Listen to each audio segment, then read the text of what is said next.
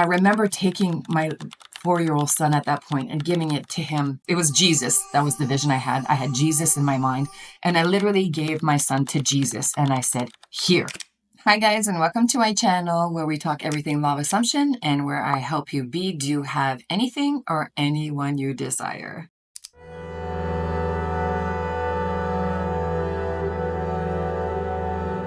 Now, I had a lot of you guys asking me the question, talk a little bit more about what happened with your son, how I manifested my son's cancer, and how I ultimately also got rid of it. Now, I'll have to be honest with you. This is going to be a little difficult for me to talk about because obviously going through 3 years of chemotherapy with my son when he was only 4 years old was a little challenging, I guess, and stressful. So I apologize ahead of time if sometimes you'll see me cry, but that's okay because I want to be authentic here. I want to be real. And this is why I am here, to make sure that all of you don't do what I did. So a lot of you guys are saying, okay, my son, I had one comment that said, my son has ADHD, my son has a drug problem, and how do I change that? Well, I'm going to explain exactly what I did to create this unfortunate cancer diagnosis for my son. And then I will also tell you my experiences, how I cured him, I guess is the word. So if you don't believe in this, it's okay.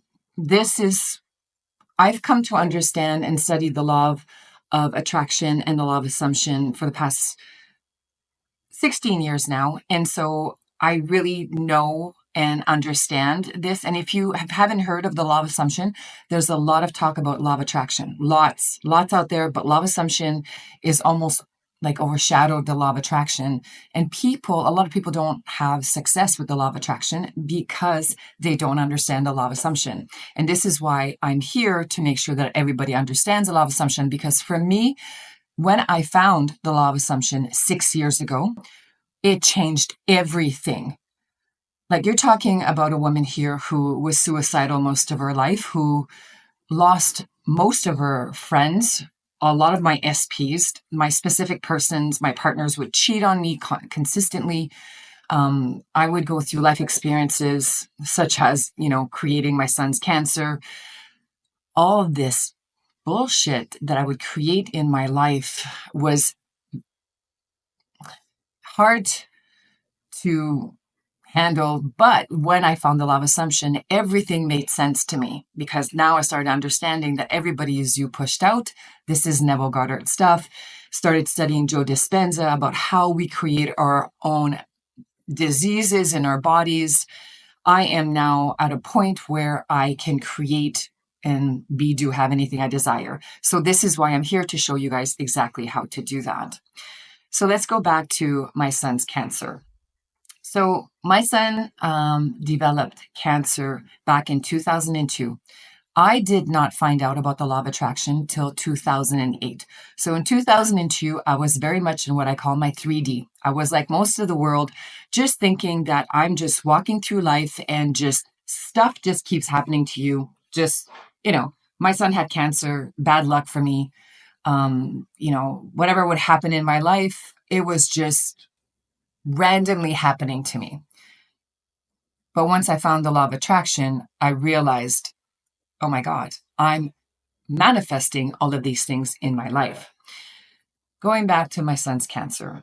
When my son was born, I right away started becoming a mama bear. Very, very protective. It was all about my son. Everything was about my son. I made sure that he was buckled up in the vehicle, because I always thought that if you prevent things from happening, if you do everything that's possible, if you put them in a car and they have the seatbelt on, really nice and tight, if they get in a car accident, then nothing's going to happen.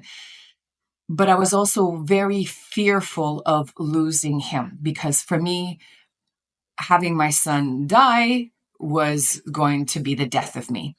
And so I became literally very,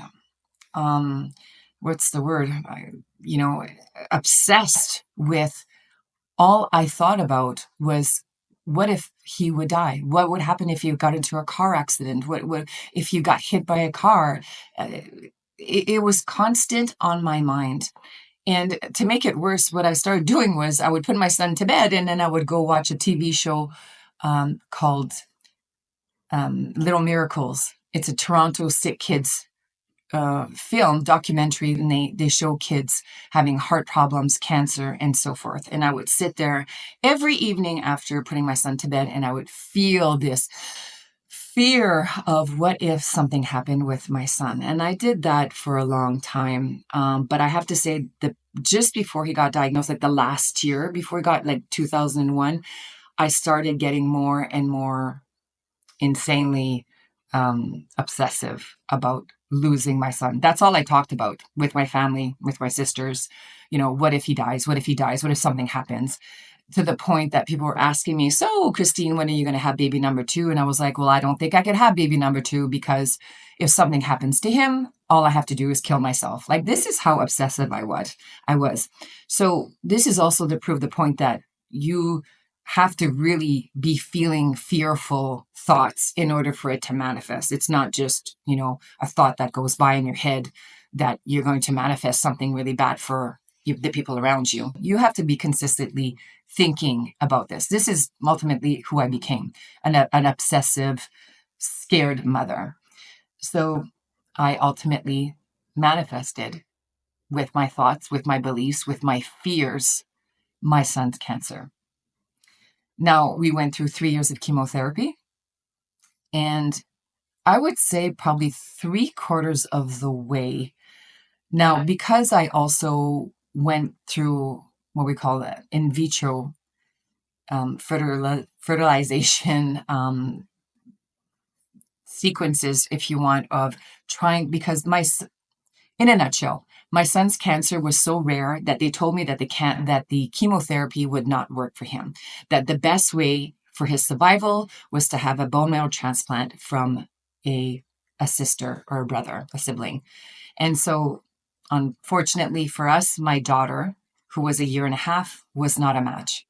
So me and my husband at that time started an in vitro program, which cost us over $100,000 Canadian to do, because I did 5 of them, in order to produce a child that would have the same bone marrow as my son, so that the child, I would have a baby, and then we would just take the umbilical cord, and that umbilical cord, we would give it the bone marrow transplant to my son, and he would have a great chance of survival.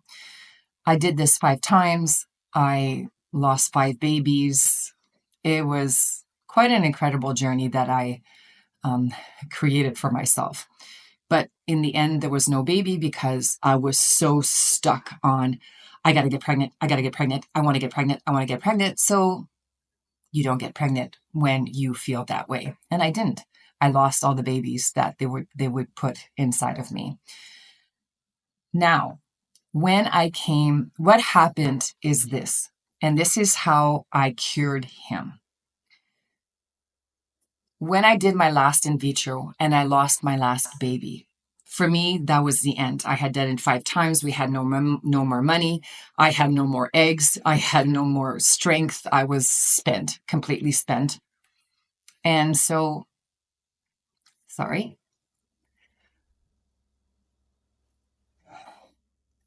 I'm back. I remember saying to my husband at that time, I said, take the kids. I had started bleeding, so I lost the last baby. And I said to him, take the kids. I need to talk with God. Because at that time, I was still very Catholic. I still believed in an outside God, and I felt completely helpless. But at this point, I was pretty pissed at God. So he took the 2 kids and went to see his mom, and I literally told off God. In every sense of the word, I used every nasty word possible. I punched holes in the wall. I was very, very angry. But after having my tantrum and telling him to F off and, I can't believe what you've done to me. Now my son's going to die because I don't have a baby or an umbilical cord to give him. He's going to die. In that, I remember like literally Please understand where I was. Like, I was just done, right? I was scared to death. I was going to lose my son. And I remember falling down in my bedroom and I was crying and I said, you know, but I know God. I know, I remember saying this, and I didn't know anything about the laws at that point. Please remember this. And I said, I know, like I know, like I know, you will not take my son away from me. And I remember taking my 4-year-old son at that point and giving it to him. Like, and it was Jesus. That was the vision I had. I had Jesus in my mind. And I literally gave my son to Jesus. And I said, here, as we say in French, "Ma lave les mains." I wash my hands of this. He is yours. I'm done. I have no more money. I have no more eggs. I have no more strength. I'm done. He's yours. I surrender. But I know, like I know, like I know, you won't take him away from me. I know you won't. And I truly believe this because I said, if you take him away from me, you know that you will take, I either going to kill myself but I also have a daughter to take care of, and I know you won't do that to me. After that moment, my tantrum and my surrendering to God, my son completed his chemotherapy like a breeze. He never got sick. It was like we had 6 months to go. Usually he would be airlifted to Ottawa because he had a fever, he caught a cold. And of course, as you know, if you have a fever or you're sick when you have cancer, going through chemotherapy because you have no cancer, you have no cells to save you, you a lot of times die from a cold or chicken pox. He finished those 6 months with no ear infections, no sickness. He felt good. It was really weird. But back then I didn't know what had happened. But now looking back, I'm like, I had surrendered. I detached. I completely trusted God. For me at that point was an outside God, which is fine. But I completely surrendered and detached and said, you got this. He's yours. I wash my hands. And here we are. My son is going to be 27 years old, has 2 children, which they told me he would never have. And it all stemmed from that one moment that I let go and surrendered. So, if you have children that are going through some stuff, that have addictions or ADHD, what you need to do is what I did, and that is surrender. Surrender to God. Surrender whoever that is for you. God, it could be Allah, it could be outside God, Catholic, it could be, if you're law of assumption, you are God. Or my higher self is God. I don't believe in an outside God anymore. That's my belief. And that's okay if you believe outside God. Okay. This is not about who is God. But law of assumption, we believe in God. You need to let it go to God. Surrender and just say, okay, God, my higher self, infinite spirit, I am surrendering. I'm letting go of the control. I'm going to stop controlling the 3D. And I say this often, when you stop trying to control the 3D, what is happening in front of you. When you stop doing that, when you stop going to your son and stop going to counseling and stop going to see, what can I do? How do I change this in your 3D? And you just surrender and let go and say, God will take care of this, my higher self. I am affirming that my son is happy, healthy, wealthy, and safe. I always say this, I am happy, healthy, wealthy, and safe. And so are my children. And you see them this way. This is all Never Goddard stuff, right? If you want to be successful, see other people as successful. But you can create, because ultimately people come into your reality as you see them. So if you see your son sick with a condition, she will continue coming into your reality exactly that way. So start seeing them as happy, healthy, wealthy, and safe, and see them that way. Whenever they come into your life and they say, they still have a drug addiction, let's say, or they're still dealing with ADHD, or they're still having whatever issue it is, their sickness, whatever it is, okay? Don't let the 3D influence you. Keep persisting in this new story about them. It's kind of like what I did. I just let it go. And whatever happened, happened. But I knew, everything was going to be fine. I was dead set. I knew. You see, it's the knowing, right? It's a being. I was being completely confident that God would save my son and that he would not die. I knew that. And therefore, that's what happened. And my son is one of the first ones to survive this particular cancer. They told me at the hospital, I said to them, so Jared, sorry, I shouldn't say his name, he's a miracle. And they looked at me and they looked at him and they said, we really don't know what to call him because he shouldn't be here. But you see, with God, nothing is impossible. Nothing. But all you have to do is not react to the 3D that is in front of you. So if they're having issues, they're having a meltdown. I know this is hard, believe me, okay? You're talking to a woman who understands this. I know it's going to be a little challenging to sit back and go, here's your son or daughter having a meltdown in front of you and that everything is going wrong and their life is fucked up. But you're going to sit there and I'm not saying not to be in your 3D, not to be empathetic and sympathetic with them and say, yeah, you know what? It's okay. You will figure this out, be there for them emotionally for sure. But what I want you to do is when you leave, in your head, and as you continue with your day, you just keep pretending in your mind that they're fine. You got to get rid of that fear. You got to get rid of that worry. You got to get rid of that. You got to feel good. Like you're like, I'm so happy that he is happy, healthy, wealthy, and safe. And feel happy in that. And you stay in that state because ultimately that's what you want to do. You want to get out of that state of you being worried about your children. Get out of that state because it's not serving you and it's making you create more of that because that's how you see them. I really hope you guys get this.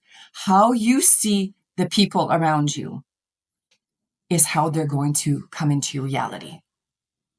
So don't freak out about what the 3D is showing you because, again, the 3D is what you thought about yesterday.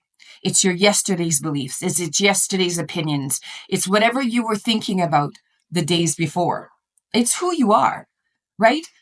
If I asked you a question, you would have an opinion about something. You have a belief system about something. We all do. It's who we are. But most of this comes from childhood conditioning. You were made into who you are. You were made to believe a certain things. I was Catholic. I was made to believe that, this is the religion and this is what we believe. I was also made to believe that money doesn't grow on trees. You got to work hard for money. All this coming from my parents. Now, it's not their fault. They didn't know about these laws. They didn't know about quantum physics. They didn't know about the science behind that. You create your own reality. But all these belief systems became mine. I was a belief thief, if you want. And this is why it's important that you unlearn what you've learned. Deprogram your mind into what you want, what you feels better, what feels good. You worrying about your kids is not healthy for yourself. And my God, I remember worried about my kids. It drives you completely crazy. But what you're ultimately doing is creating that for them. So come to my side now, where I understand that how you see the world, how you see your children, or anybody else for that matter, your SP, your coworkers, how you see them. That's the story of them. This is what we call, this is the story of them. What's your story? Who are they? They're like this, like this, like this, like this. That's what you believe. That's your opinion. That's what you're going to create. And that's how they're going to come into your reality. So change it. My children are happy, healthy, wealthy, and safe. And feel like they are, and persist in that until you see it. Remember, the how and the when is none of your business. That is God's job. So all you got to do is ask.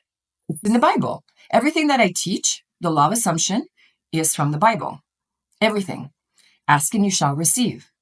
So ask God, God, show me how I can, create this new perfect version of my children, that they're happy, healthy, wealthy, and safe. Help me. And God will help you. And that's the thing, right? God, your higher self, whoever that is for you, will come in, will only come in when you ask. If you don't ask, God can't respond. It's a really weird thing.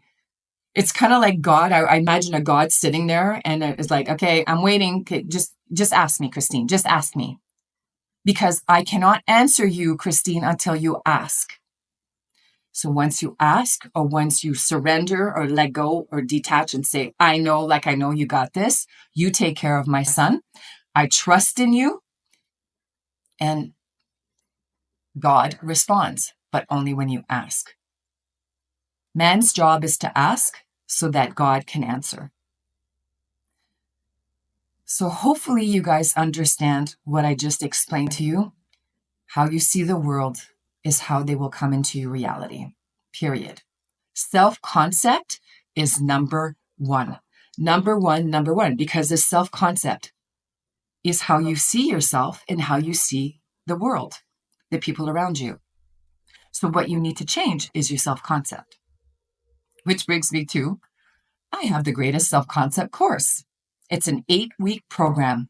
It's exactly what I created this 8-week program, private coaching, and I started doing this, and I got so much success with it that I thought I have to put this in a course because I want to reach as many people as possible. And of course, it's a lot cheaper to just do the course than it is to have private coaching with me. So if you haven't checked out my self-concept course, go on my website. I have the link below. And of course, subscribe to my channel so that you always get notification when I do put up a video. But first of all and foremost, if you haven't, go check out my free 2-hour masterclass. It's free. Go click on it and you will get access to it. And it gives you all the information that you need, especially if you're a newbie. But even if you're not a newbie, a lot of things in there we talk about just to make sure that you completely understand why everything is or stems back to your self-concept. It's all there for you. So please don't be afraid to comment, send me a message. I really, really want to help you guys out. This is why I'm here. Okay. This is why I became a life coach, because I suffered so much and I want to stop this suffering. And all you have to do is change you. Think about it. It's a real life changer.